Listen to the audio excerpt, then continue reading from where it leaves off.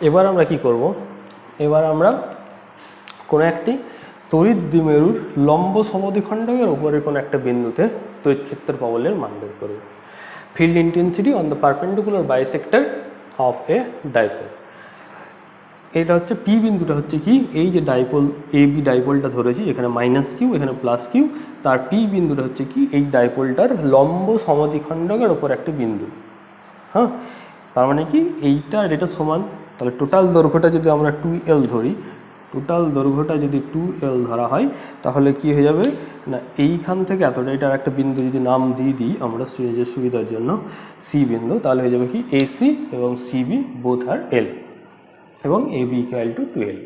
ঠিক আছে, এবার আমাদের বের করতে হবে কি না, পি বিন্দুতে তড়িৎ ক্ষেত্রের প্রবলের মানটা বের করতে হবে আমাদের। তাহলে কীভাবে বের করব, প্রথমে আমরা এক একটা করে দেখব। প্রথমে বি বিন্দুর জন্য যদি দেখি তাহলে কি হবে, বি বিন্দুর জন্য পি বিন্দুতে কত হবে সেটা বের করতে হবে। আমরা এইখান থেকে এতটা দৈর্ঘ্য ধরলাম আর, ডাইপোল থেকে পি বিন্দুর দূরত্বটা ধরে নিলাম, আর মধ্যবিন্দু থেকে দূরত্ব সবসময় হয়, আমি আগেই বলেছি। তাহলে সিটা হচ্ছে মধ্যবিন্দু, মধ্যবিন্দু থেকে পি বিন্দুর দূরত্বটা হচ্ছে আর। এবার তাহলে বি বিন্দুর জন্য পি বিন্দুতে কী পরিমাণ তড়িৎ ক্ষেত্রের সৃষ্টি হবে সেটা দেখতে হবে। তাহলে এইখানে ধরলাম ইবি,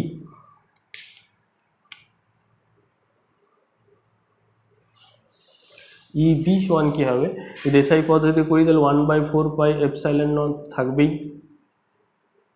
তার সাথে থাকবে কি কিউ ডিভাইডেড বাই বিপি, বিপিটা হচ্ছে মধ্যবর্তী দূরত্ব তার স্কোয়ার। এর বিপির মান কত হবে সেটা আমরা পরে দেখছি। তাহলে এবার দিক কোন দিকে হবে, এর পাশে তো আমাদের দিকটা লিখতে হবে, দিক কোন দিকে হবে, দিকটা হবে আমরা জানি কি না প্লাস আছে, এখানে যদি আমি একটা প্লাস আধানকে রাখি তাহলে কি হবে, প্লাস প্লাস বিকর্ষণ করবে, তাহলে এই দিকে হবে ভিবি এর দিক, ই বি এর দিকটা হবে কোন দিকে না, এই বি এবং পি বিন্দুকে যোগ করে যদি আমি একটা সরলরেখা বর্ধিত করি তাহলে যে দিকটা পাবো সেই দিকটাই হচ্ছে কি ই বি এর দিক। কারণ এখানে যদি আমরা প্লাস ইউনিট চার্জকে রাখি তাহলে কি হবে, পরস্পরকে বিকর্ষণ করবে এবং সে দূরে সরে যাবে। তাহলে এইটা হলো কি বিপি অভিমুখী, কোন দিকে হলো বিপি অভিমুখী। ঠিক আছে, এবার এ বিন্দুর জন্য দেখতে হবে। এ বিন্দুর জন্য আমরা যদি দেখি শুধু মানটা নেই তাহলে কি হয়ে যাবে, E A equal to 1/4 pi epsilon not q divided by AP square. এর দিক কোন দিকে হবে, এখানে যদি আমি একটা ইউনিট পজিটিভ চার্জকে রাখি তাহলে কি হবে না প্লাস মাইনাস আকর্ষণ হবে, আকর্ষণ হবে মানে এই দিকে যাবে। তাহলে এই দিকটা হচ্ছে কি ই এর দিক হলো, এটা হচ্ছে ই এর দিক, তাহলে হচ্ছে কি পি এ অভিমুখী, পি এ অভিমুখী। বাট এখানে ক্ষেত্রে প্রবলেমটা কী হলো, আগের ক্ষেত্রে যেটা ছিল অক্ষের ওপরে সেখানে কি হয়েছিল না ই এ এবং ইবি একই সরলরেখায় অবস্থিত ছিল, সেই ক্ষেত্রে কি সুবিধা হয়েছিল না সেই ক্ষেত্রে ডাইরেক্ট যোগ করে আমি পেয়ে গিয়েছিলাম, কিন্তু এই ক্ষেত্রে ই এ আর ইবির অভিমুখ কিন্তু আলাদা। এই ক্ষেত্রে আমাদের ভেক্টর যোগ করতে গেলে ই এ এবং ইবি এর মধ্যবর্তী কোণ কোনটা হবে, এই কোণটা। ঠিক আছে, কিন্তু এই কোণটা আমাদের জানা এখন সম্ভব হচ্ছে না, তাহলে আমরা কি করব, এইখানে আমরা আর একটা জিনিস পড়েছিলাম কি ভেক্টরের উপাংশে বিভাজন, সেই জিনিসটা এখানে কাজে লাগাবো। তার আগেই করবো কি আমাদের এখানে এ বি এর প্যারালাল একটা লাইন আমরা এখানে টেনে নিলাম। ঠিক আছে, এবার আমরা ধরলাম কি এই যে এই কোণটা থিটা, এই কোণটা থিটা হলে এই কোণটাও থিটা হবে, কারণ কি লম্ব সমদ্বিখণ্ডকের ওপর বিন্দুটা যে পি, তাহলে এটা একটি সমদ্বিবাহু ত্রিভুজ হবে। সমদ্বিবাহু ত্রিভুজ মানে কি বিপি এবং এপি সমান এবং এই কোণ দুটি সমান, তাহলে এইটা থিটা হলে এটাও থিটা।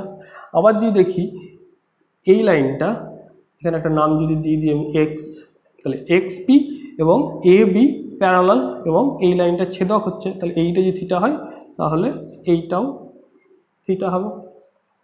আবার কি এইটা আর এইটা প্যারালাল এবং এইটা একটা জেড তৈরি করছে, তাহলে এইটাও থিটা। এগুলো আমরা ম্যাথের সমস্ত রকম একান্তর রোল, একান্তর কোণ, বিপরীত কোণ এসব জানি, সেই অনুযায়ী আমি বলতে পারি কি এই কোণগুলো হচ্ছে থিটা, তাই তো।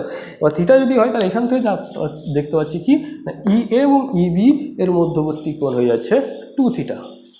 তাহলে আমি যদি 2 থিটা দিয়ে করি তাহলেও কিন্তু আমার ভেক্টর যোগ হবে, কিন্তু সেখানে চলে আসবে কি cos 2 থিটা। এবার cos 2 থিটার মান আমি এখান থেকে বের করতে পারবো না, সেই cos 2 থিটাকে আবার ফর্মুলাটা ভেঙে তার মান বের করতে, তাহলে সেই ক্ষেত্রে অনেক আমাদের প্রবলেম আসবে। সেই জন্য আমরা করবো কি, আমরা অন্য একটা ট্রিক্স লাগাবো, যেটা অলরেডি আমরা ক্লাস 11-এ পড়েছি, সেটা হচ্ছে ভেক্টরের উপাংশের বিভাজন। সেই উপাংশের বিভাজনের নীতিটা এখানে কাজে লাগাবো। কীভাবে দেখি, এইখানে কি হচ্ছে, আমরা যদি ইবিটা দেখি তাহলে ইবি এর এই থিটা দিকে মানে এই দিক এক্সের দিকে কত উপাংশ থাকবে, এইখানে থিটা আছে, তাহলে যার সাথে থিটা কোণ করে সেই দিকে কি হয় না কস উপাংশ থাকে। তাহলে কি হবে, এই দিকে ইবি কস থিটা, যেই দিকে থিটা থাকে যার সাথে থিটা ডিগ্রি অ্যাঙ্গেল করে সেই দিকে হয় কস, তাহলে এই দিকে হয়ে গেল ইবি কস থিটা, এবং এই দিক বরাবর হবে কি ইবি সাইন থিটা হলো। আবার যদি আমি ই এটাকে দেখি, ই এর সাথে এইটা থিটা অন করা আছে, তাহলে এইটা হয়ে যাবে কি না ই এ কস থিটা, আর এই দিকে হয়ে যাবে কি না ই এ সাইন থিটা। তাহলে আমি কি করলাম, উপাংশে ভেঙে দিলাম। এবার আমরা দেখব কি, যদি আমরা এই দিকে তাকিয়ে দেখি, যদি মড অফ ই এ এবং মড অফ ইবি নিই, তাহলে কি দেখতে পারবো, এই দুটো পরস্পর সমান দিকটা যদি না নিই, কারণ কি যেহেতু বিপি ইকুয়াল টু এপি, কারণ কি এটা তো সমদ্বিবাহু ত্রিভুজ, তাহলে এই বাহু দুটি কী হবে পরস্পর সমান হবে, তার মানে কি বিপি এবং এপি পরস্পর সমান, তাহলে কি হয়ে যাচ্ছে না ইএ এবং ইবির মানগুলি কিন্তু পরস্পর সমান। আর আমরা জানি যখন আমরা উপাংশে ভেঙে দিই তখন শুধু মানই থাকে, দিক কিন্তু আর থাকে না। উপাংশে মানে এই দিক বরাবর অলরেডি আমরা জানি এই দিক বরাবর, তখন ই এ সাইন থিটা যেটা সেটা মানই, আর ই এ কস থিটা সেগুলো একটা মান। তাহলে কি হয়ে যাচ্ছে, আমরা বলতে পারি কি না E A cos theta equal to EB cos theta, আবার E A sine theta equal to EB sine theta.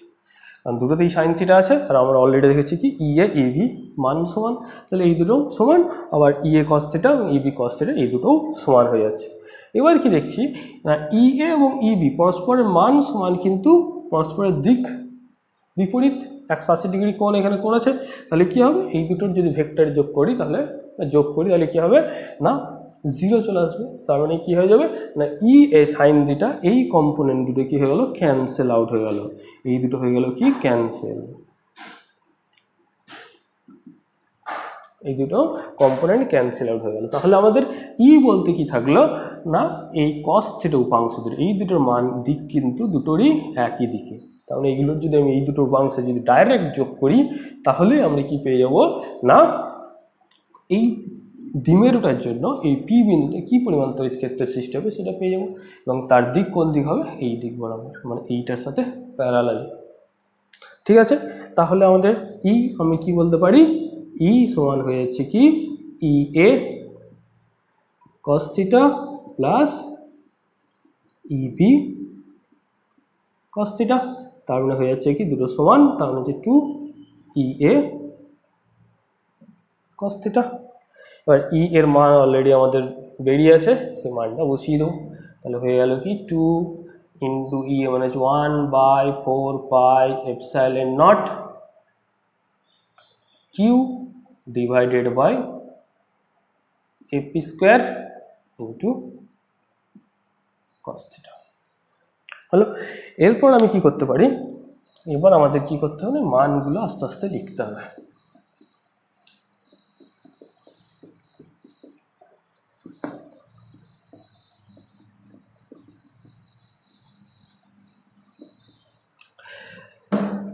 তাহলে কি পেলাম এখানে ই সমান 2 ইন্টু 1/4πε0 আছে, থাক।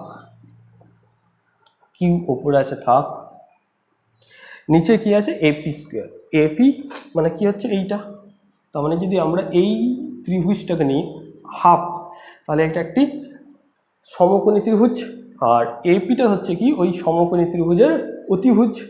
তাহলে আমরা কি জানি? অতিভুজের স্কোয়ার ইকুয়াল টু, আমরা কি বলতে পারি? এপি স্কোয়ার ইকুয়াল টু লম্ব স্কোয়ার প্লাস ভূমি স্কোয়ার। লম্ব মানে হচ্ছে সিপি, তার মানে হচ্ছে সিপি স্কোয়ার প্লাস ভূমি মানে হচ্ছে এসি। বলতে পারি তো? কোন একটি এই যে সমকোণী ত্রিভুজ যদি আমরা এ সিপি, এই সমকোণী ত্রিভুজটি নিই, এ সিপি এই ত্রিভুজটা যদি নিই, তাহলে তার অতিভুজ হচ্ছে এপি। তাহলে এপি স্কোয়ার ইকুয়াল টু হচ্ছে সিপি মানে হচ্ছে ভূমি প্লাস এসি স্কোয়ার মানে হচ্ছে লম্ব, এই ভূমি স্কোয়ার। তাহলে সিপি মানে কি? মানে হচ্ছে আর, তার মানে হচ্ছে আর স্কোয়ার, প্লাস এসি মানে হচ্ছে কি? ভূমি, তার মানে হচ্ছে এল, তার মানে হচ্ছে এল স্কোয়ার। তাহলে আমরা কি বলতে পারি? আর এপি মানে হয়ে যাচ্ছে, তাহলে এপি স্কোয়ারের জায়গায় আমরা লিখে দিতে পারি কি? আর স্কোয়ার প্লাস এল স্কোয়ার। হলো। এবার আছে আমাদের কস থিটা। কস থিটা মানে কি? কস থিটা মানে হচ্ছে কি? ভূমি বাই অতিভুজ। কস থিটা মানে হচ্ছে ভূমি বাই অতিভুজ। তাহলে এই সমকোণী ত্রিভুজটাই যদি দেখি, তাহলে এর ভূমি কি হচ্ছে? এসি, তার মানে হচ্ছে এল, আর অতিভুজ মানে হচ্ছে কি? এপি, তাই তো? আবার এপি সমান কি বলতে পারি আমরা? এল টু রুট ওভার, এখানে এপি স্কোয়ার ছিল, তাহলে root over of r square plus L square. এই মানটা বসিয়ে দাও, তাহলে হয়ে যাবে কি? এখানে কস থিটার জায়গায় হয়ে যাবে l divided by root over of r square plus L square. হলো। তাহলে এখানে কি পেলাম না? 1/4πε0, উপরে পড়ে থাকলো কি?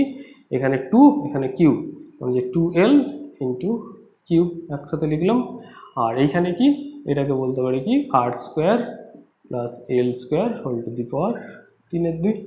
এখানে ছিল 1, আর এখানে ব্র্যাকেটের আকারে যদি লিখি তাহলে হয়ে যাবে whole to the power half, 1 plus half মানে হচ্ছে 3/2।